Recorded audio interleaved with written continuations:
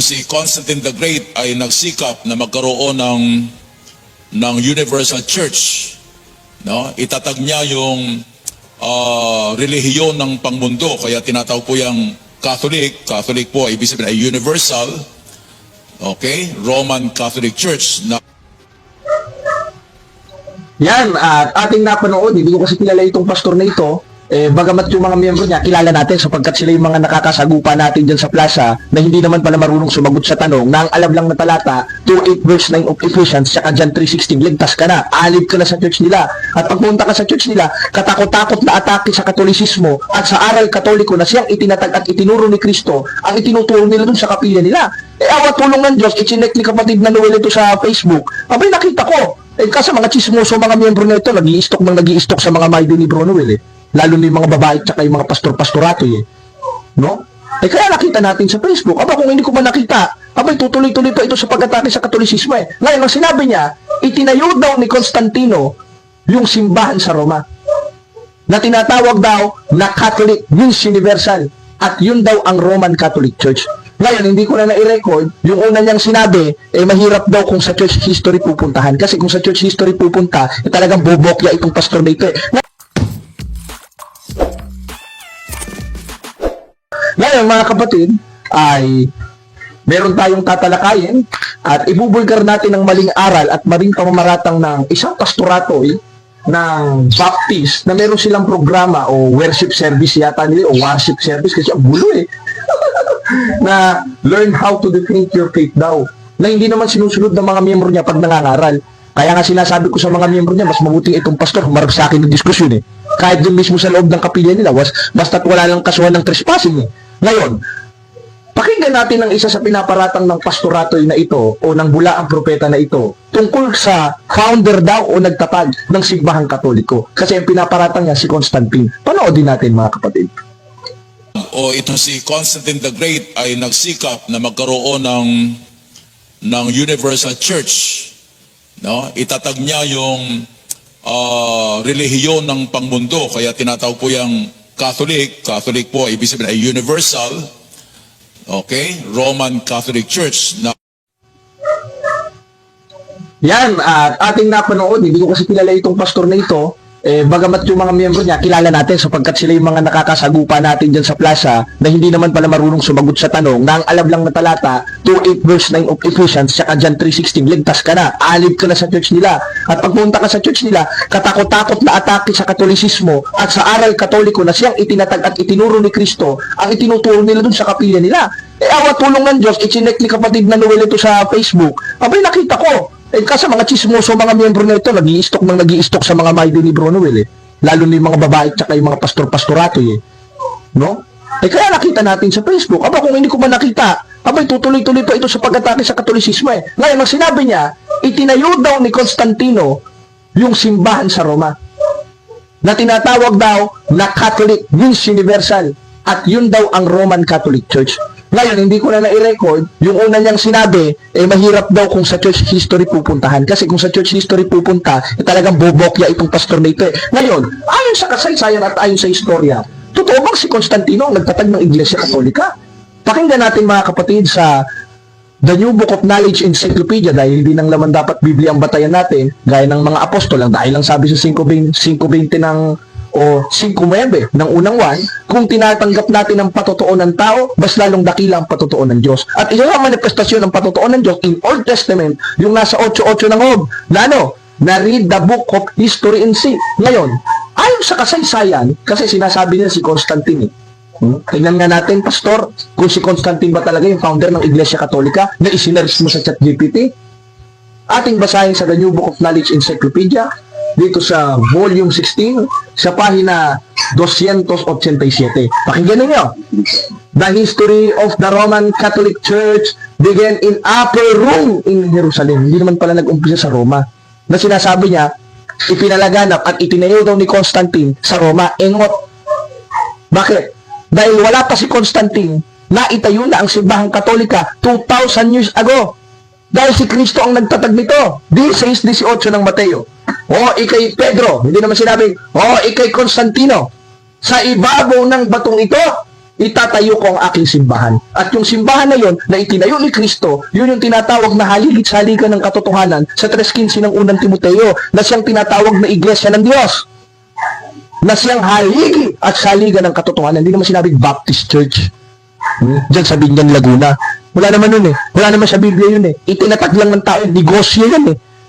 Kaya ang lakas kumuha ng mga ikapunga siguro niyang pastor na yan eh. At hindi na ako magtataka yung mga miyembro niya, yung mga alipores niya, pati itong mga babae na ito, na ipinangangarat at sinusoga nila. Samantalang yung pastor ay nagpapakasarap dun sa simbahan di aircon. Yun ang pinasosoga nila sa labas. Kaya sila ngayon ang nagiging alanganin sa amin. Kaya nagpapaawa sa Marshall sa Binyan. Nagkakagulo na tuloy. Dahil sa inyo. Ano dahil sa inyo?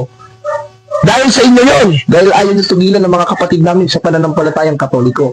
Ngayon, kung yung iglesia ng Diyos na itinayo ni Kristo ng 1st century sa 16:18 ng Mateo, sa pamamagitan ni Pedro na siyang bato, dahil ang sabi dito sa paliwanag ng mga Bible scholars, o sa isang translation ng Biblia, ganito ang ating mababasa. O tinan mo, pastor, matututo ka dito. May maituturo ka patuloy sa mga miyembro mo.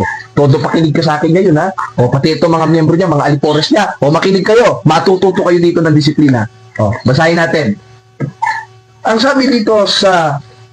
Ayan. Nagkagulo-gulo kasi ito. Yan, dito sa... This is 18 ng Aramaic English New Testament. I say also to you that you are Kifa. And on this Kifa, dahil si Pedro ang bato eh. Sa ibabaw ng batong ito, Pedro, itatayo ko ang aking simbahan. Ngayon, yung simbahan na yun, yung pala yung tinatawag na haligit-saligan ng katotohanan, hindi naman pala Baptist Church. Na itinayo lang dyan sa Binyan. Na nagkaroon lang ng reformation kamakailan lang. Kailan lang na-invento, na itinatag lamang ng tao, hindi ni Kristo. Dahil sa buong tala ng Biblia, wala namang itinayo si Kristo na Baptist Church eh. Wala sa Biblia yun. Aral ng tao yun. 7:7 ng Marcos. Datapat walang kabuluhan ang pagsamba nila sa akin na nagtuturo ng kanilang pinakaaral o utos ng tao. Sariling aral nila yun eh. Dahil wala namang itinayo si Kristo na Baptist. Ang itinayo niya, yung tinatawag na iglesia ng Diyos na napunta sa Roma. Basahin natin sa 1:7 ng Roma. Sa lahat ninyong mga nasa Roma, iniibig ng Diyos, tinawag na mga banal. Kaya yung nasa Jerusalem, napunta sa Roma. Hindi nag-umpisa sa Roma sa pamamagitan ni Constantino. Dahil si Constantino, wala pa, nandyan na yung iglesia na nakapunta sa Roma na itinayo sa Jerusalem. Katunayan, hawak natin sa kasaysayan, kapatid na JP, pakibalasa. Ayan, ito. Sa The New Book of Knowledge Encyclopedia, the history of the Roman Catholic Church began in Upper Rome in Jerusalem almost 2,000 years ago. And the church described that the society that Jesus Christ found. Kaya napakalinaw. Si Constantine ba nagtayo, kapatid na JP? Hindi. Si Kristo ang nagtayo. Kahit i-search nyo sa Google, who founded the Catholic Church? Constantine or Jesus Christ? Jesus Christ. Katunayan, ang sabi rin dito sa The World Almanac and Book of Facts, sa pahina 688, Roman Catholic, founded by Jesus. Abay, napakalinaw ng mga referensya na ito. Na ang Katoliko, itinayo ni Kristo sa mga sari-saring aklat. Na yun yung tinatawag sa 16:18 ng Mateo, 3:15 ng unang Timoteo, 1:1 hanggang 2 ng unang Korinto, na kinaaniban ni Apostol Pablo na tinatawag na iglesia ng Diyos. Na nung napunta sa Roma, tinawag na mga iglesia ni Kristo. 16:16 ng Roma. Magbatian kayo ng banal na halin. Binabati kayo ng mga iglesia ni Kristo. Nominative, plural. In King James Version, Churches of Christ. Mga iglesia ni Kristo. Bakit? Sapagkat yun ay nanganak. At ang sabi naman sa Catechism of the Catholic Church 8:11, this is the truth, that the Church of Christ is the Catholic Church.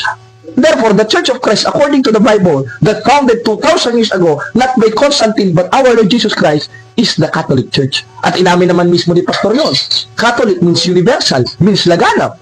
Sapagkat ang utos ni Kristo, 28:19 ng Mateo, yumaon sa bawat bansa, inakayaon sa bawat bansa, isa na dun sa Roma. Kaya nagsulat si Pablo sa Roma, na tinatawag na mga iglesia ni Kristo.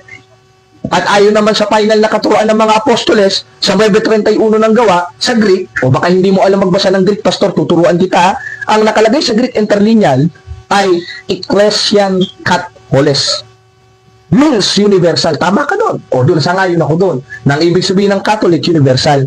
Natinignan naman natin sa Greek interlineal sa 9:31 ng gawa, nangangahulang Catholic. Therefore, yung iglesyang laganap na itinayo ni Kristo noong 1st century, na ayon sa kasaysayan, yun ang Catholic Church, tinatawag na Ecclesian Catholicos. Means universal, means Catholic Church. Kaya ang mababasa natin sa Sagrada Biblia, mga kapatid, ganito ang ating mababasa, Las Iglesias Católicas Apostolica Romana.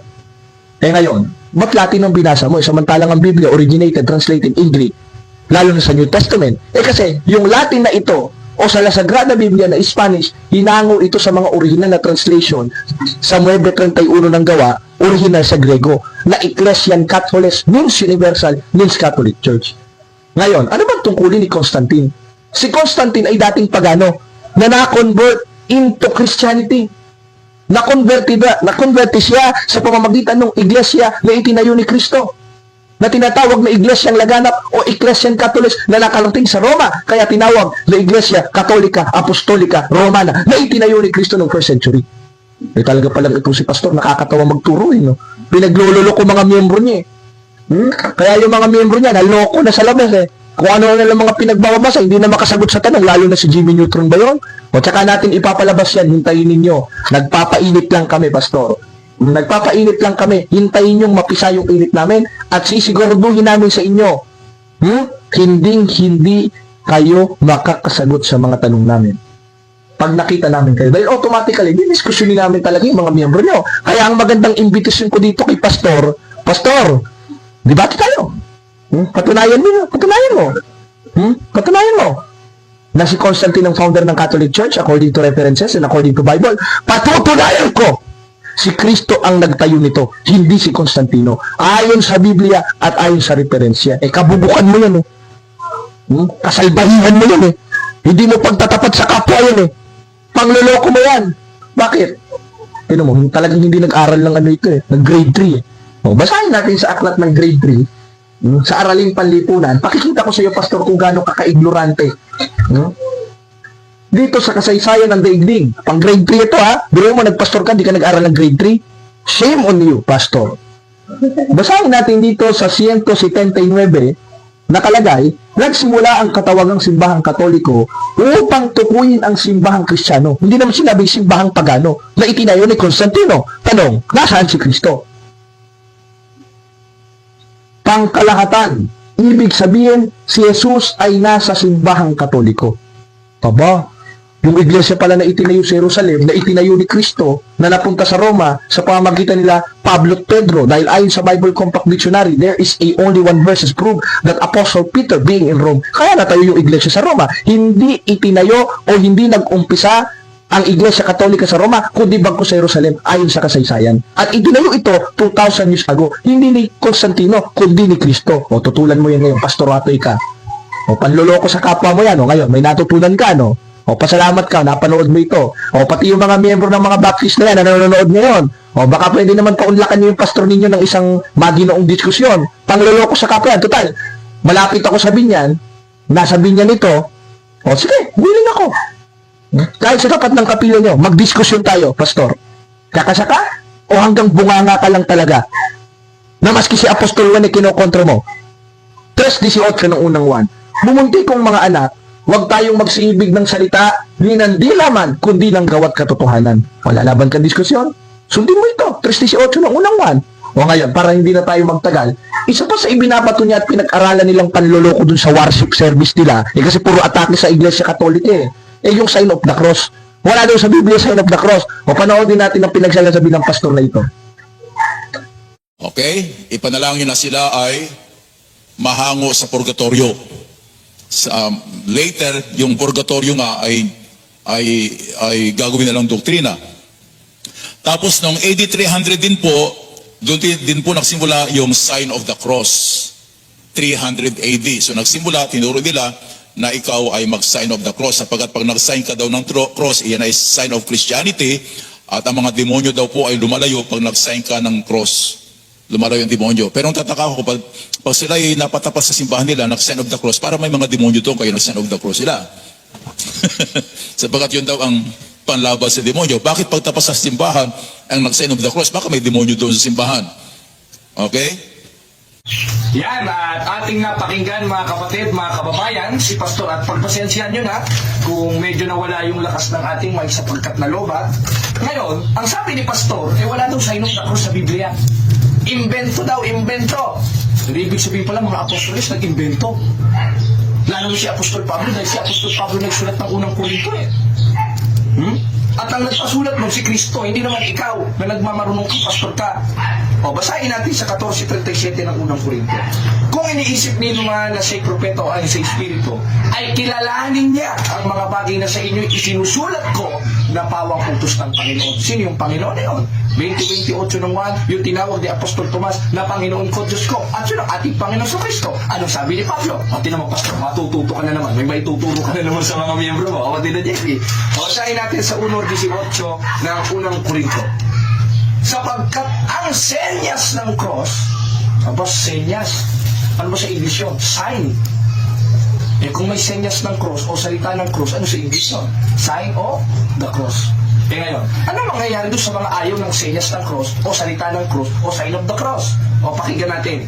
Sapagkat ang salita ng cross ay kamangmangan sa kanila. Sa mga ayaw, yung mga hindi makapagganon, ay kamangmangan sa kanilang nangapapahamak. Kaya mga kapatid, kung patuloy kayong makikinig sa mga pastor ng ayaw ng sign of the cross, mapapahama kayo dyan dahil direktang kaaway ng Diyos yung Baptist pastor na yan. O, 10:27 ng Hebreo, kundi kakilakilabot na paghihintay, darating ang paghuhukom, at nagniningas na apoy ang tutubo sa kaaway ng Diyos. Pastor, ikaw pastor ka ng Baptist, kaaway ka ng Diyos.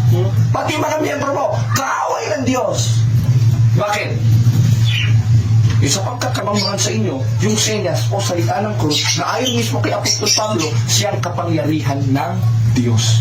That is the sign of our salvation, because the cross, according to the Bible, 6:14 of Galatians, but God forbid that I should glory save on the cross. Therefore, according to Apostle Paul, the sign of the cross, or the cross, it is symbolized the salvation. Dahil hindi sa pamamagitan ng cross, hindi maipapako si Kristo na gusto niyo i-elect si Kristo. Ipako sa Baptist Church. Diba, mas mahirap yun. Walang yan, semento yung ano ninyo semento yung kapila ninyo kagagawa lang no? Kapatid na JP, Kaya, mga kapatid, yung isa niya pang sinabi na kung pagtaboy ka sa demonyo ang sign of the cross, ba't pagpupunta kayo sa kapila ninyo, magkagaganong-ganong kayo, ibig sabihin pala, may demonyo dyan sa kapila ninyo. May demonyo dyan sa simbahan ninyo. Tingnan mo kung gaano kakitid ang utak ng pastor na ito. Hindi naiintindihan. Halimbawa, kwento lang ito. Total, mahilig sa kwento itong mga pastor ito. Hindi ko kwentuhan ko kayo. May isang sundalo, binigyan siya ng baril ng presidente. Ang sabi ng presidente, iputok mo yan sa kaaway mo. Sa gagamitin ng baril, sa kaaway. Pero ipuputok mo sa presidente, hindi, ipagsasalot niya. Ginagamit niya ang baril, hindi lang upang pantagtad sa kaaway, kundi upang pangsalot sa presidente. Ganon rin ang sign of the cross na panakot sa demonyo. Katunayan, takot ka nga sa sign of the cross, ayaw mo mag-sign of the cross, hindi ko pala yung demonyo. O, diba? Nakita mo bang nag-sign of the cross yung mga Baptist na yan? Hindi nga Umpisa ng congregation nila, ayaw nila sign of the cross Sapagkat sila sinasabi sa 1:18 ng unang Korinto na nangapapahamak, na ayaw ng salita o senyas ng cross. O, pastor, natuto ka na naman. Sinimulan mo tapusin mo. Magtema ka pa ng magtema tungkol sa doktrina ng Katoliko na sinasabi mo, how to defend your faith. O ngayon, matututo ka talagang dumipensa once na mapanood mo itong video na ito. Di ba? Kapatid na JP, napakalinaw, di ba? Kaya, yung sign of the cross, hindi lang basta ini-honor ang Diyos. Dahil ang binabanggit natin dito, Ama, Anak at Espiritu Santo, nasa 28:19 ng Mateo yun. At sa 1:18 ng unang Korinto, yun ang kapangyarihan ng Diyos, yung sign of the cross o salita ng cross na ayaw ng mga napapahamak o kaaway ng Diyos. Kaya napakalinaw, ayaw ng kaaway ng Diyos sa cross. Ayaw ng kaaway sa salita ng cross, kaya ayaw nyo mag-sign of the cross dahil kayo tinutukoy dito mga papahamak dahil sa maling impormasyon ninyo, mga chismoso kayo, mga pastor kayo. Lalo ka ng pastor ka dyan sa binyan. Tingnan lang natin, kung kakasaka ng diskusyon, hihintayin ko yung panig mo susubaybayan ko yung mga worship service ninyo. Tignan natin. Hintayin ko kasam nyo. Dahil once na kung makasaka, linggo, pupuntahan ka namin na sa kapilya mo. Paunlakan nyo kami. at panindigan mo yung mga pinagsasasabi mo sa simbahang Katoliko. Kaya mo, Pastor? Malaki na muscle mo? Tignan natin. Ngayon, pakinggan pa natin ang isa sa mga paratang niya patungkol sa simbahan. Iisa-isahin natin ito sapagkat malaking pangloloko ito dahil kasinungalingan itong kinakalat niya. At ang kasinungalingan ay sa 8:44:1, kayo sa inyong amang diablo at ang mga nasa ng inyong ama ang inyong ibigawin. At isa sa nasa ng kanilang ama na ginagawa nila yung pagpatay at pagsisinungaling. At isa dun sa uri ng kasinungalingan, yung pagsasalita ng walang batayan. At kung may batayan, kasinungalingan. Hindi history, kundi history o istorya mo, Pastor. Pakinggan natin ang isa pa ng sinabi sa Pastor JP at i-play natin. Pakinggan natin mga kababayan.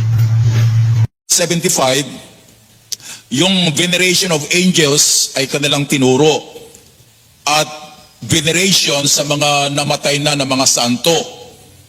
Okay? At kasabay din dito yung paggawa ng mga images, mga ributo. Yan po ay during AD 375, inundurso nila ang pagsamba sa mga anghel. Na kita natin na kasalanan po yan. Sinaway ng Panginoon noon ng anghel si Pedro nang siya ay sumamba sa anghel. Sinaway din ng anghel si Juan nung mag-attempt na sambahin niya yung anghel na nagsasabi sa kanya ng revelation ng Panginoon. So nagpatiruhod siya sa harapan ng anghel upang sambahin. Sabi ng anghel, mag-ingat nga na gawin mo yan. Ako'y servant lamang ng Panginoon. Sumamba ka sa Diyos. Okay? So yan po yung parang simple, parang banal na siyempre anghel ay sa langit. Yan, napakinggan natin at hindi natin nasagot kanina yung ukol sa purgatorio kasi inventong aral lang daw rin ng purgatorio kung di ka ba naman egot talaga. Kasi yung purgatorio, that is originated, translated in Spanish. Ang problema sa pastor na ito, naghahanap ng purgatorio sa Tagalog na Biblia at sa English na Biblia. Para ka naghahanap ng Chinese sa Bisaya at naghahanap ka ng Ilonggo sa Kastila. Napaka-imposible talaga. Mahanap mo yung purgatorio sa Tagalog na Biblia at sa English na Biblia or purgatory. Ngayon, tingnan natin sa Spanish kung saan originated ang salitang purgatorio. Wala ba tayong mababasa? Basahin natin dito sa 3:19 ng unang Pedro sa La Sagrada Biblia. O Pastor, meron ka na namang natutunan ha? Ikaw ha? Anong sabi? A los tales predico mucho tiempo el Espíritu de Cristo por boca Genoe, que doro la pavraciación del arca, el Padre se entiende por espíritu las almas y por cárcel, il purgatorio. At ito'y pinuntahan ni Kristo nung nangaral siya sa kailaliman ng lupa. Ang tawag sa Spanish, purgatorio. Ano yung binasa natin? La Sagrada Biblia. Kaya kung La Sagrada Biblia, Biblia ba o hindi? Biblia. Ngayong Biblia, nabasa ba natin sa Biblia purgatorio? Malino, bro. Sinong nagsulat ng unang Pedro? Si Apostol Pedro. Sinong nagpasulat kay Pedro? Si Kristo. Dahil si Kristo naman may autorisasyon na magpasulat sa mga apostoles ng mga sinasabi niya at ng doktrinang itinuturo niya at isa doon ang purgatorio. Kaya Pastor, pasalamat ka sa akin ha. May natutunan ka na naman. Baka mamaya may purgatorio na sa relihiyon ninyo. Ngayon, ang sabi niya, inventong aral daw yung veneration.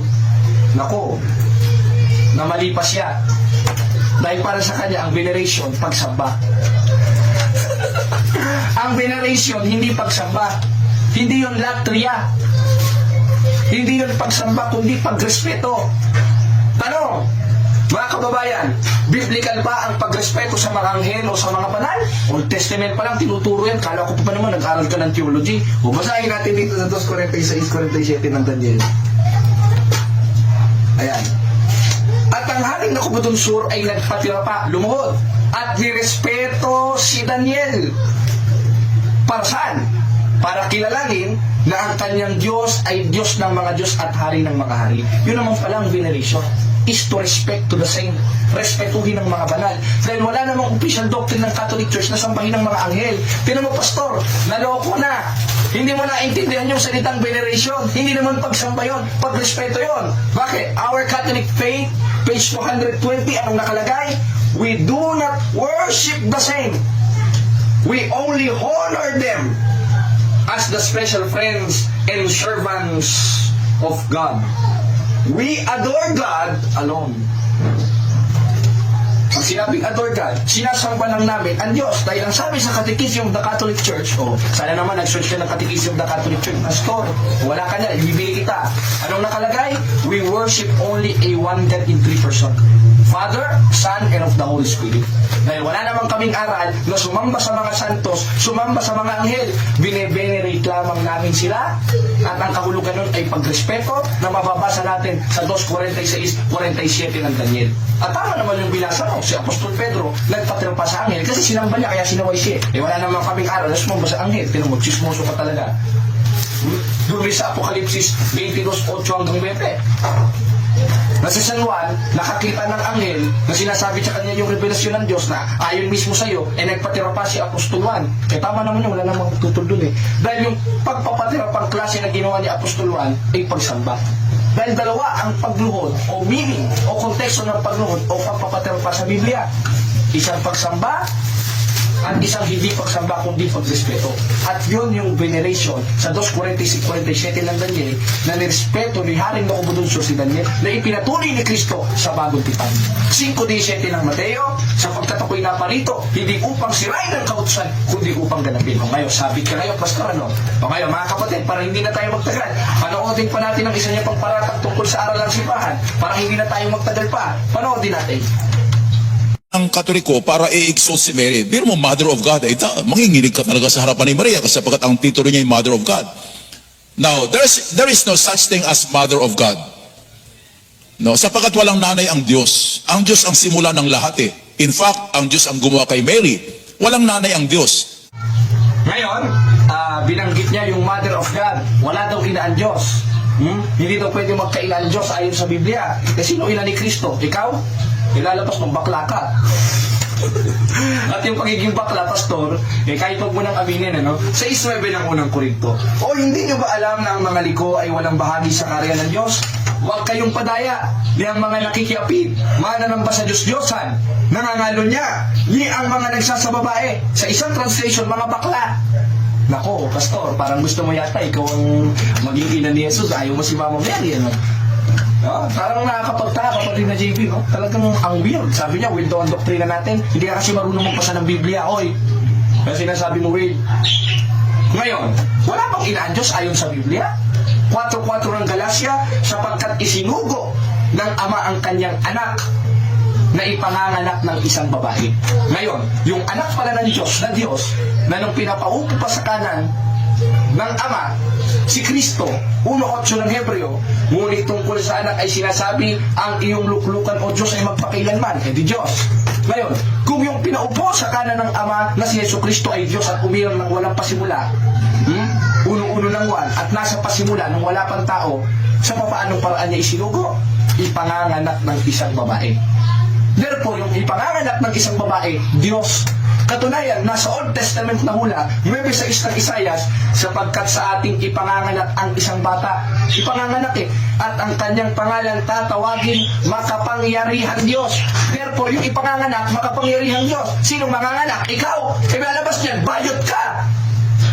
Sino nanganak? Si Maria. Sa pamamagitan ng 15 ng Hebreo, sa pamamagitan ng haing katawan o yung katawang tao na ginamit ni Kristo para makababa siya dito sa lupa. 1:14 ng 1 ng katawang-tawang verbo. Sa papaanong paraan? 15 ng Hebreo, sa pamamagitan ng haing katawan. At sa pamamagitan ng haing katawan, naging tao si Kristo.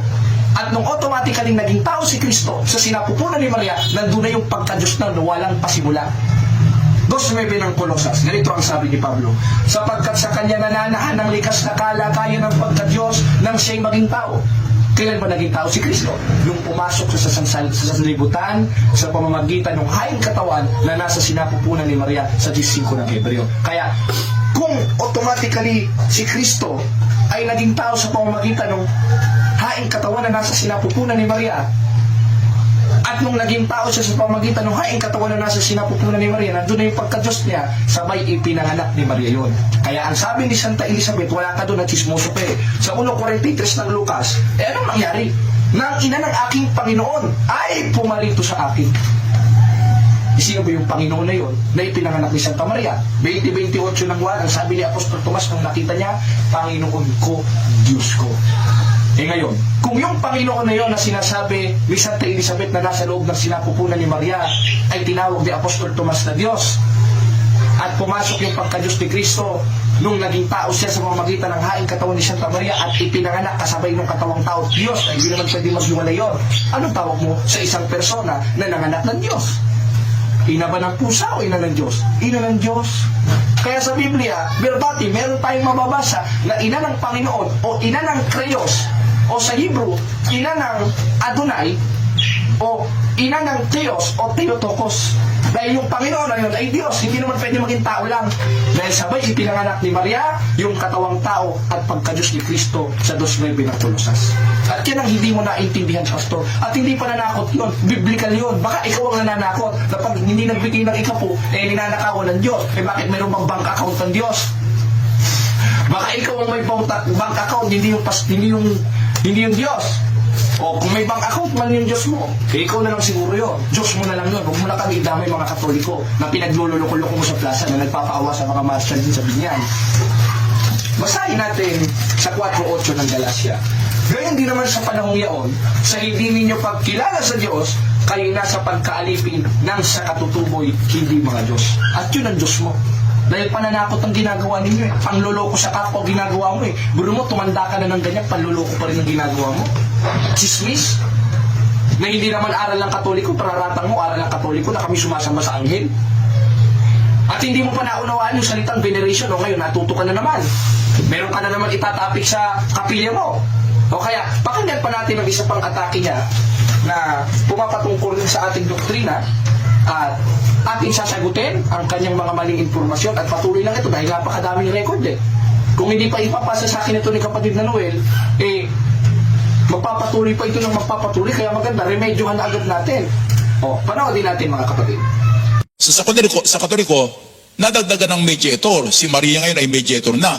Ibig sabihin, santo muna pala. Lalapit ka kay San Pablo, tapos lalapit ka sa mas mataas kay San Pablo, yung Mother of God na si Maria, lalapit ka, tapos lalapit ka kay Kristo, saka lalapit ka sa Ama. So maraming palakasan system ito.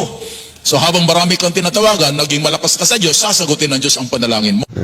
At ngayon, mga kapatid, napakinggan natin, nilait na naman niya si Maria at mga santos. Si Maria daw ginawang mediator, at yung mga santos daw ginawang mediator, at bawal daw ng Biblia yun. Bakit kayo pwede? Pastor, ipag-pray niyo po kami na sana po umasenso po ang negosyo namin. Pastor, ipag-pray mo kami na sana gumaling ang sakit namin. Di ba magiging mediator ka niyan? Mamamagitan ka sa Diyos sa pamagitan ng pananalangin mo sa problema ng mga miyembro mo. Ba't kami bawal? Kayo pwede. Ang kapal naman ang pagbumukha nyo, kayo pagtatag ng tao, pwede. Kami tatag ni Kristo, bawal. Tignan mo, palpakan na naman kamangmangan yan. 24 Miyembro ng Kawikaan at ang pag-iisip ng kamangmangan, kasalanan. Kaya yung kamangmangan mo na kasalanan, huwag mo na kaming idamay ng mga Katoliko. Magturo ka ng panluloko sa mga miyembro mo, huwag lang sa amin mga Katoliko. Dahil tandaan mo, ang sabi ni Mike Enriquez, hindi namin kayo tatantanan, hindi kita tatantanan, tandaan mo yan. Ngayon, bawal bang mamagitan ng mga santos at si Maria ayon sa Biblia? Basahin natin sa 2.1 ng unang Timoteo. Kasi binabasa lang nila sa 5 eh. O basahin natin. Sapagkat may iisang Diyos at may iisang tagapamagitan sa Diyos, ang taong si Yesu Kristo. Kaya si Kristo lang daw. Ngayon, ano bang kahulugan sa Biblia ng isa? Meron kasing tinatawag na United One at Universal One. Yung Universal One, tayo, si Kristo at ang Ama. Kaya pinag-isa. Kaya ang sabi sa 2.5 ng unang Timoteo, mayroong iisang tagapamagitan sa Diyos, ayun ang taong si Yesu Kristo. At hindi porket sinabing isa, isang-isa. Dahil lalabas kung kinukontra ni Pablo ang sarili niya sa Kapitulo 1. O bago natin basahin yan, basahin natin ang 17:11 ng 1. At wala na ako sa sanlibutan at ang mga ito'y nasa sanlibutan pa. At ako'y paririyan sa iyo amang banal, ingatan mo sila, plural, sa iyong pangalan, yaong mga binigay mo sa akin, upang sila'y maging isa, gaya naman natin. Kaya kung paano Ama at si Kristo, bagamat magkaiba ay naging isa, tayo rin ay pinapag-isa. Kaya ayon sa Biblia, hindi porket sinabing isa, absolute one. Merong tinatawag na united one. Dahil kung absoluto lang na one ito, na si Kristo, kinukontra talaga ni Pablo ang sarili niya. Bakit? Basahin natin sa Kapitulo 1 ng unang Timoteo, ganito ang ating mababasa. Ibig ko sana kayo'y manaing manalangin at mamagitan. Sino unuutusan dito na mamagitan? Yung mga Kristiyano, yung mga santos, yung mga banal. Patay na kayo, paano makikinig yun? Buhay pa, hoy. Vicente 3 ng Mateo, kung paanong si Moises ay patay na, ay nakausap ni Kristo, libre ng mga santo at pinatay sa patutuo ni Kristo. At ganoon rin ang mahal na Birheng Maria, kaya maaari pa siya mamagitan at mga santo. At hindi palakasan yun. Hindi palakasan yun. O pwede naman. Sa 9 ng Mateo, Ama namin sumasalangit ka sa mainawa ang ngalan mo. Pwede naman talagang automatically sa Diyos kang manalangin. Pero meron pa rin na tinatawag na utos ni Kristo na ipinasulat kay Pablo sa 2:1 ng unang Timoteo na mamagitan. Kaya may karapatan tayong mamagitan o mag-intercede o maging mediator.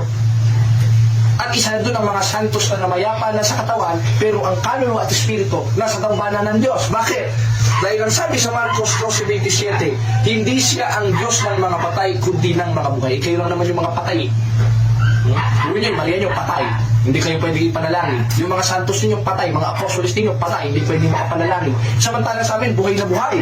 Dahil ang sabi sa 12:27 ng Marcos, ang Diyos ay hindi Diyos ng mga patay, kundi Diyos ng mga buhay. Kayo lang ang patay, sapagkat ang pananampalataya niyo patay, walang gawa. Isa sa doktrina ng Baptist yan. 2:26 ng Santiago. Ngayon, palakasan bang nangyayari sa Catholic Church? Hindi palakasan. Tanda lang yun na sumusunod kami sa utos ng Diyos. Na ano? 2:1 ng unang Timoteo, ibig ko sana kayo'y manaing manalangin, mamagitan. Kaya, Santa Maria, ipanalangin mo kami. Sa Isidro Labrador, ipanalangin mo kami. Wala namang sinabi, Santa Maria, sinasamba ka namin, Diyos ka namin. Hallelujah, praise the Lord. Wala. Hindi ko lang na-record yung sinabi niya na ginodiyos daw natin si Maria. Anong ginodiyos? Nag-i-intercede lang sa atin si Maria. Dahil napakaliwanag, our Catholic Faith, page 220, we do not worship the saint. Kaya ang sinasamba namin, ang Diyos, Catechism of the Catholic Church, we worship only the one God in three person, Father, Son, and of the Holy Spirit. Hindi yung, Maria, sinasamba ka namin, San Pablo, sinasamba ka namin. Wala. Ayon sa doktrina namin, San Pablo, ipanalangin mo kami. Santa Maria, ipanalangin mo kami. Sapagkat maaari tayong lahat, buhay, patay, na makapag-intercede. Dahil ang Diyos, 12:27 ng Marcos, hindi Diyos ng mga patay, kundi Diyos ng mga buhay. Kaya maaaring mamagitan. Bagamat may isang tayo mamagitan, sa 2:5 ng unang Timoteo, yung si Kristo, hindi absolute one yun. United one yun. Dahil maaari rin tayo na magitan kapamagitan. Maging si Maria at mga santos na ginilal ng Diyos sa pamamagitan ng simbahan. Sapagkat ang simbahan, hindi baptist yun sa 3:15 ng unang Timoteo, ang siyang haligi at saligan ng katotohanan, or in King James Version, the foundation and pillar of truth. Mali ka na naman, Pastor. Ngayon, meron siyang atake sa Eucharistia. Sinabihan pa tayong Dracula Siguro nanonood ng Hotel Transylvania ito, tsaka mga Dracula movie ito, Pastor na ito. Alam na alam yung Dracula no? Dinadamay pa yung Dracula dun sa pagtuturo niya. Ano naman kinalaman nun doon? O ngayon, pakinggan natin ang isang paratang niya, mga kapatid, sa Eucharistia. Kasi ang demonyo ayaw sa katawan ni Kristo Pakinggan natin. At inumin ang kanyang dugo sapagkat ayon nga sa Biblia, si Kristo ang ating buhay. Pero hindi na naintindihan na yun lahat ay symbolism lamang, hindi po yun literal. Na talaga naging katawan ni Kristo yung tinapay at naging dugo ni Kristo yung katas ng ubas. So marami silang invento na talagang weird, Yan. At hindi daw natin naintindihan na yung katawan na yun ni Kristo ay symbolikal. Unang-unang wala naman symbolikal na sinabi si Kristo yan. This is the symbol of my body. Wala nang sinabi si Kristo. Palibasa sa inyo, skyflex lang Skyflex, tapos tang orange o tang grapes. O yun ang katawan sa inyo ni Kristo, symbolikal. Napakabastos ninyo mga Baptist. Napakalinaw. Anong sabi ni Kristo? 26:26 ng Mateo. At pinagputol-putol niyang tinapay at binigay sa mga alagad at sinabi, kunin ninyo, kanin ninyo, ito ang aking katawan. Ito ang akong lawas sa Bisaya. Pag sinabi ito ang aking katawan, yung subject of the sentence na ito, na sinabihan ni Kristo, na kanyang katawan, yung tinapay. Hindi naman kasi siya nakahawak sa sarili niya. Na ito ang aking katawan. Kundi ang hawak niya, yung tinapay. At wala naman siya sinabi, this is a symbol of my body. Sabi, sino daw kakain sa katawan ni Kristo? Yung mga apostol. Dracula daw kayo. Hindi ibig sabihin pala mga apostol, Dracula. Tinan mo, bastos talaga ito. Kalaban mo na tuloy mga apostol, pastor, dahil doon sa mga pinagtututuro mo. Napakaliwanag Ipinatuloy pa nga ng mga apostoles yun 27 ng Gawa. Tuwing unang araw ng sanglinggo nang kami magkapigan at pagputol-putulin ng tinapay. At yung tinapay na yon na itinuro sa kanila ni Kristo, na itinaas ni Kristo at binigay sa kanila, hindi symbolikal yon, kundi absolutong katawan ni Kristo yon. Katunayan sa Lasyaw, Italy, yung Eucharistic miracle, yung katawan ni Kristo na Eucharistia, naging dugo, naging laman. Wala kayo yan kasi sa inyo, skyplex, tang juice. No? Ano pa yung grapes, yung binibili dyan sa store, napakabastos. Nasa nakabanalan dyan. Anong sabi ni Kristo mga kababayan? Pinagputol-putol niyang ang tinapay binigay sa mga alagad, 26 ng Mateo. Sinabi, kunin ninyo, kanin ninyo, ito ang aking katawan. Aking katawan. Hindi niya sinabi, simboliko ng aking katawan. Sapagkat yan ang katawan ni Kristo. Sapagkat yan ang hawak niya at subject of the sentence niya na ipinatuloy ng mga apostol. Sapagkat si Kristo ang buhay. At si Kristo ang daan. At sa pamamagitan ni Kristo, maliligtas tayo. Hindi yung Kristo ng Baptist na bastos at sinungaling na itinuruan ito si pastor ng pagsisinungaling. Kaya kung ano-ano ng paratang ang pinagtututuro sa kanyang mga membro. Anong sinasabi mo? Weird? Weird ang doktrina ni Kristo? Yan ang doktrina namin mga Katoliko, doktrina ni Kristo At meron kaming autorisasyon, kayo wala. Baka nga isa lang ang kapila nyo dyan, sabihin niyan lang Tapos kayo na totoo. Samantalang hindi nyo naman naintindihan yung doktrina namin, tira kayo ng tira. Napakaliwanag. Ngayon, isa niya pa sa ipinaparatang sa atin, yung sa kumpisal. Talagang mga demonyo, galit sa sakramento ni Kristo. No? Ngayon, sakramento ng Eucharistia, si Mama Mary, yung Theotokos, yung nagtayo ng simbahang Katoliko, yung Sign of the Cross, lahat na natatakot yung demonyo pati ito si Pastor, iwas na pinaiiwas yung mga miyembro dun sa sakramento, sa Sign of the Cross, sa Church Authority, sa Church. At pati ba naman sa Holy Eucharist? Pati ba naman sa Sacrament of Confession? Pinaiiwas niyo yung mga miyembro niya. Alam ko na, Pastor. Dahil demonyo lang ayaw niyan. Ayaw sa sakramento ni Kristo, ayaw sa utos ni Kristo, na utos na lubusin sa tunay na simbahang nasa Biblia, sa 2:12 ng Filipos, na lubusin ninyo ang gawain ng inyong sariling pagkaligtas. Ngayon, pakinggan natin ang huling video na i-play natin na maling itinuturo ng pastor ukol sa Sacrament of Confession. At sasagutin natin sa awa tulong ng Diyos, pakinggan natin ang panloloko.